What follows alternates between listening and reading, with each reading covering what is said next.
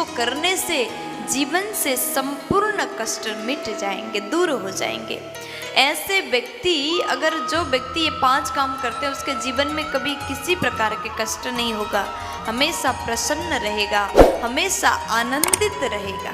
तो आप भी ध्यान से सुने, और विशेष करके माताएं, बाबा लोग सब कोई ध्यान से सुने, और समझ में ना आए तो रिपीट करके सुनिएगा। तो पहली नंबर में सबसे बड़ी बात, ये समस्त व्यक्ति के लिए, समस्त मनुष्य के लिए इस नियम का पालन करना चाहिए। प्रातः स्मरण, सुबह उठ करके स्नान करके ध्यान करना चाहिए। ध्यान क्यों किया जाता है? ध्यान करने से हम अपने मन को केंद्रित करके प्रभु के चरण की ओर लगाते हैं।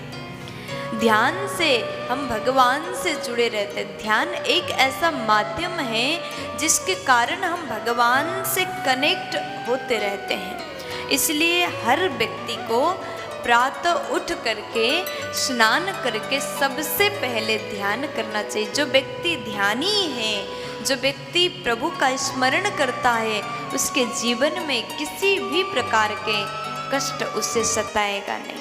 इसलिए ध्यान करने का रोज नियम बना लीजिए। आप सुखी हो जाओगे, आपको स्वयं को अच्छा लगने लगेगा, आप आनंदित हो जाओगे, क्योंकि सुबह उठ करके प्रातः स्मरण करने से जीवन के संपूर्ण व्याधि कष्ट दूर हो जाएंगे। और दूसरे नंबर में, घर में जब आप रोटी बनाते हैं ना, रोटी जब बनाते हैं तो पहली रोटी गाय को, आखिरी रोटी कुत्ते को, ये भी नियम होना चाहिए। हम भोजन बनाते हैं अपने लिए तो खूब खाते हैं, लेकिन गौ माता को हम कभी भी भोजन नहीं खिलाते।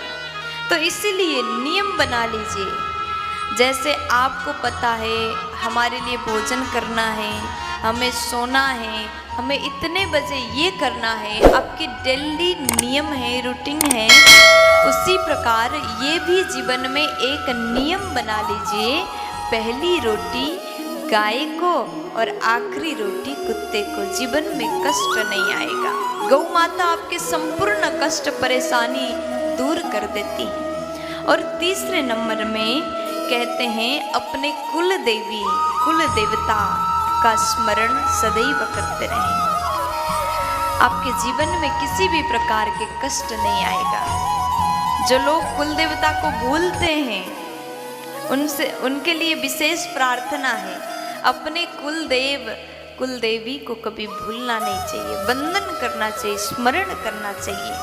चौथे नंबर में पितरों का स्मरण करें, पितरों का सम्मान करें। जिस घर में पितरी की निंदा किया जाता, उस घर के लोग कभी सुखी नहीं हो सकते।